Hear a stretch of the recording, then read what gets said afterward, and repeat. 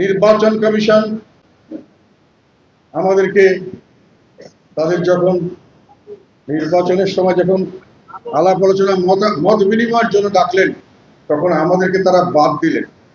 আমরা নির্বাচন কমিশনের সঙ্গে কথা বলতে চাইলাম, ওরা সেখানেও আমাদেরকে দিলেন না। প্রত্যেক দিনই আমাদেরকে একটা অবস্থান সৃষ্টি করা হয়েছিল, যাতে করে বলা হচ্ছিল যে জাতীয় পার্টিকে প্রথম তো শুরু হলো যে আমাদেরকে অ্যারেস্ট করতে হবে, আমাদেরকে জেল দিতে হবে, ফাঁসি দিতে হবে, আমাদেরকে পুরোখানে দাঁড়াতে দেওয়া হবে না, আমরা দোষর ছিলাম। এই ষড়যন্ত্র আমরা এখন থেকে দেখছি না, এই ষড়যন্ত্র 1990 থেকেই জাতীয় পার্টির উপরে এই ষড়যন্ত্র ছিল, এবং এই ষড়যন্ত্রের শেষ এখানে এসে আবার আমরা লক্ষ্য করলাম জাতীয় পার্টিকে মাটিতে মিশিয়ে দেওয়ার জন্য ব্যবস্থা করা হচ্ছে।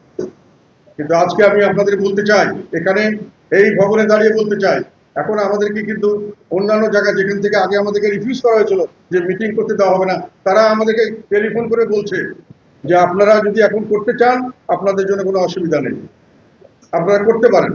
তার মানে আমরা যে দোষর ছিলাম এই কথাটি যে মিথ্যা, এটা প্রমাণিত হয়েছে, এবং আমরা যে সত্যিকার অর্থে দেশপ্রেমিক ছিলাম এটা প্রতিষ্ঠিত হয়েছে।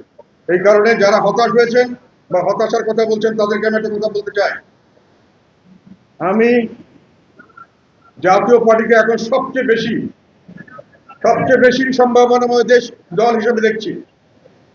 কথাটা হয়তো আপনাদের অনেকের কাছে বাড়াবাড়ি মনে হবে। আমি আবার বলছি, একটা আমার জীবনের অনেকগুলো অর্জন আছে।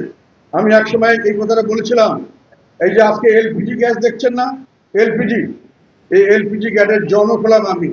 বাংলাদেশে এলপিজি গ্যাস সর্বপ্রথম মার্কেটিং শুরু করেছে জিএম কাদের, এবং সারা দেশে এলপিজি সরবরাহ নেটওয়ার্ক আমি তৈরি করেছি। আমি জিএম কাদের ব্যক্তিগতভাবে আমি সার্টিফাইড করেছি, আমি সব ট্রান্সপোর্টেশন করেছি, আমি বিক্রি চালু করেছি। তখন আমি পেট্রোল পাম্পে বিভিন্ন জায়গায় গিয়ে যখন এলপিজি বিক্রি করতে বলতাম, ওরা বলতো স্যার এটা কেউ কিনে না, এটা লস আইটেম, এগুলোতে আমরা নিতে চাই না।